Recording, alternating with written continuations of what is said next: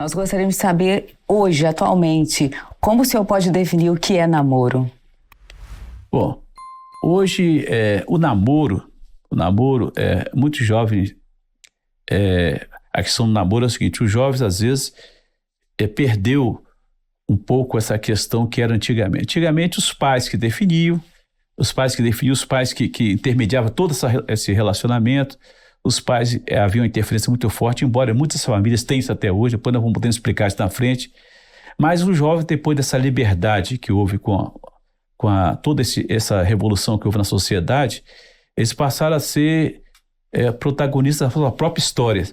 Eles passaram aí, e isso aí,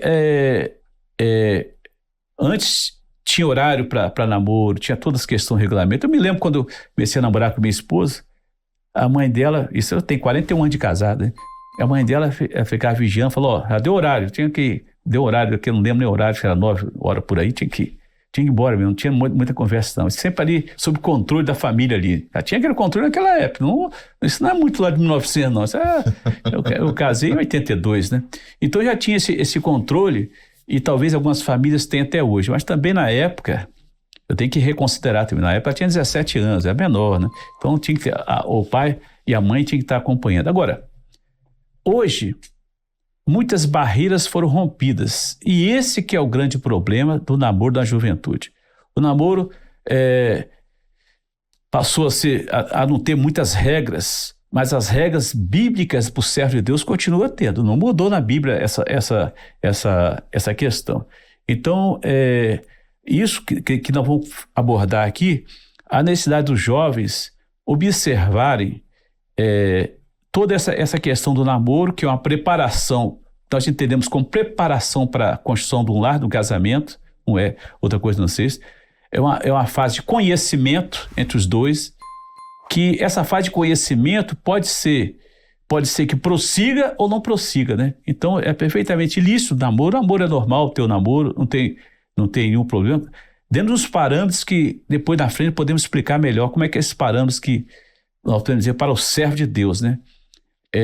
Então o namoro vem da expressão espanhola estar em amor, a tradução da palavra, que acabou formando o nome enamorar, que é o próprio namoro, originou a palavra namoro.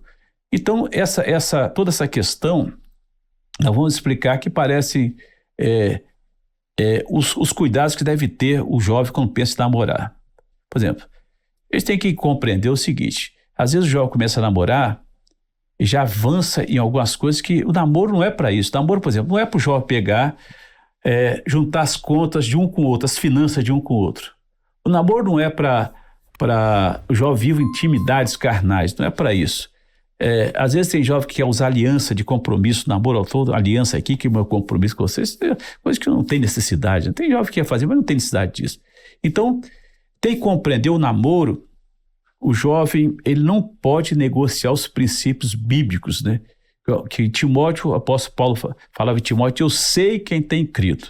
Então, a pureza do namoro, toda essa questão deve ser observada, porque isto, se o jovem ele não tiver firmeza, como diz em 2 Timóteo 1,12, eu sei que tem crido, a sua fé tem que prevalecer sobre o seu namoro. Você não pode deixar a coisa desvirtuar para uma coisa que vai virar uma intimidade excessiva, uma intimidade que vai tirar a sua vida espiritual, vai prejudicar você. Então você tem que pensar em tudo isso.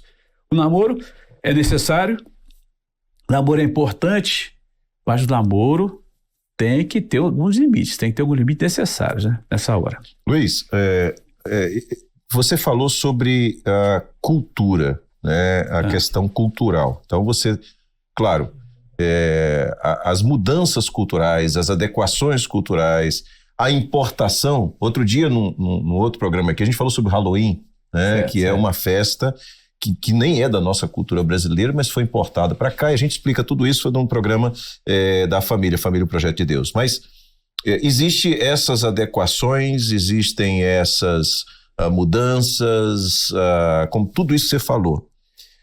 Mas eu só quero ressaltar um ponto que você chamou a atenção aqui, que a palavra, ela não muda. O Espírito Santo de Deus, ele continua conduzindo uma igreja para a eternidade e os jovens fazem parte dessa igreja. Com certeza. Então, na medida em que você está em comunhão com o Espírito Santo de Deus, o Espírito Santo vai estabelecendo os padrões, os limites, né? Mesmo com uma mudança cultural que cada vez está acontecendo mais rápido, né? Coisas que demoravam 50 anos para acontecer, hoje acontecem num ano, né? Em metade do ano já acontecem mudanças culturais.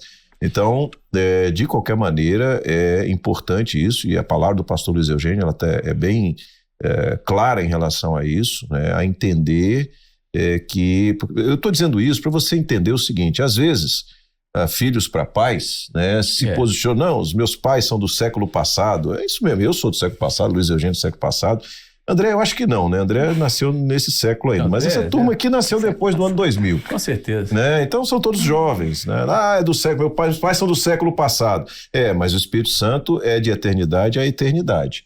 E ele vai conduzir uma igreja, né? E na medida em que ele estabeleceu os limites, aquilo que é cultura do mundo é do mundo para o mundo e tem o seu juízo estabelecido.